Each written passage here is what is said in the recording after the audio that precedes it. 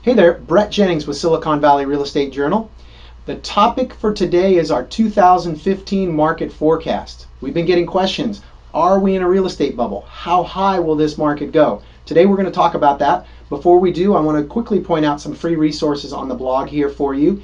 If you're considering buying a home, click on the Search for Homes tab. That'll give you gateway access to the MLS, all the homes for sale throughout Silicon Valley.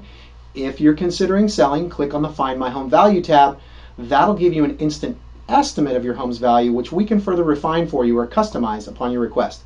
Now back to the topic, 2015 market forecast. Where are we going? What's going to be happening with real estate? I'm going to get right into that.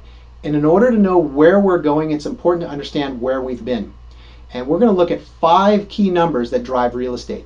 They are: number 1, sales; number 2, inventory; number 3, prices; number 4, interest rates; and finally, number 5, affordability.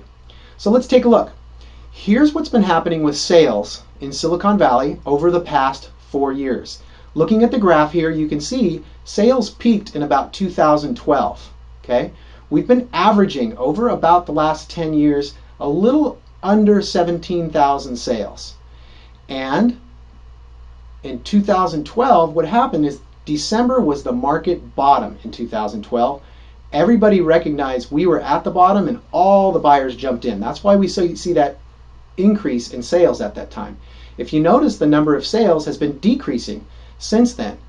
And ultimately, we ended up 2014 with a little over 16,500 sales.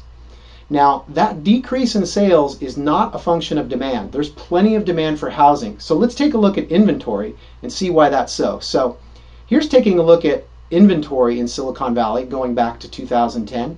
You'll see at that time we had about 5 months of inventory, and that's actually the closest we've ever been in the recent past to a balanced market. Most markets in the United States average about between 4 and 6 months of inventory, and that's a balanced market. You can see now, ever since 2010, we've been on a decreasing inventory trend, and now we have only about 1.5 months of inventory. So it is a strong seller's market. And where we see that reflected is in here. Let's take a look at prices. Now, looking at the median home price in and around Silicon Valley going back to 2011, the prices were just $470,000. Prices ran up between 2011 and 2012 12%, and that number rose to $537,000. Then between 2012 and 2013, we had a banner year, 19% appreciation year over year between 2012 and 2013. And then this past year, in 2014, we saw about 9% appreciation, so half of what we've seen. So ultimately, prices are rising, but not as fast as they had previously. Okay. One thing to note here on the price rise that we've seen, our 30-year average for Silicon Valley is about 3.8 to 4% appreciation. When we see double-digit appreciation like this, 19%, 10%, 12%, what we know is that is not sustainable. We cannot support that kind of appreciation going on forever. So, and that ultimately we will see being affected in interest rates.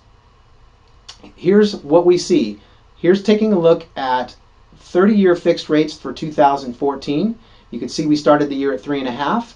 Prices of interest rose to about 4.5, and we ended up the year right around 4%. Now this next graph shows mortgage rates where they've been in 2014, and the red is where we're going. Analysts are expecting between now and the end of the year we'll probably end up between 4.75% and 5% interest rates. Ultimately, what does that affect? Well, that affects affordability. So let's take a look at affordability as these prices have risen and interest rates are creeping up. Here you see on our affordability chart, the green is the percentage of people who can actually afford to buy. In 2012, we saw 50% of homeowners could afford a home. In 2013, as prices rose, that number of homeowners who could afford to buy dropped to 35%. In 2014, prices rose again, 9% last year, and buyers felt the squeeze. Only 25% of home buyers could afford to buy a home. Now, with what we're expecting in 2015 and what we're seeing here is prices are continuing to rise, interest rates are creeping up, And that's going to put a squeeze on buyers, and we will have probably only about 20% of people who are out there can actually afford to buy a home. So although demand is really high, we have a lot of buyers in the market. We have 5 buyers for every house. Only 1 can really afford it. So taking all of that into consideration, what do we see going forward in 2015? Here's my expectations. In sales, we can see probably about a 2% increase in the number of homes sold, largely due to new construction in condos and townhomes, which we see in downtown San Jose and in the North San Jose area. Prices, we can expect to rise by 6% already in the first quarter this year. We're seeing multiple offer activity and prices continuing to rise, not quite as fast as last year, but they will still go up. Number 3, interest rates. We can expect interest rates to rise about near the 5% level by the end of the year. And finally, affordability, what that's going to do, it's going to make that home less affordable. So what does all this mean to you if you're a home buyer or seller? 2015 is the year to make a move in real estate if you've been considering it. Why? Because if you're selling a home, we're probably near an interim top in the market. If you're buying a home, or if you're selling and then buying a home, the home that you will purchase is going up in both price and payment. Here's exactly what I mean. Take a look at this graph here. Assuming that you were to buy a home and get a $1 million mortgage, today, with interest rates around 4%, your payment is going to be about $4,700 a month. By the end of the year, with just the interest rate increase alone going to 5%, that would push your monthly cost of that house to $5,500 a month. That's an $800 a month increase in your monthly payment.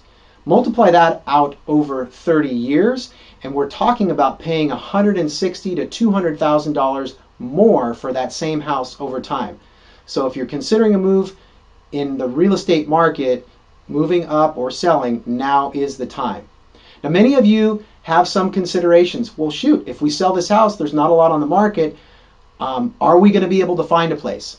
Reach out to us. We can talk to you about strategies where you can be in your home, we can find a buyer for your property, and then find a suitable home for you to move up into. So that's our 2015 market forecast. This is Brett Jennings, thanking you for tuning in and saying we'll be right here, ready to help you create a better life through real estate.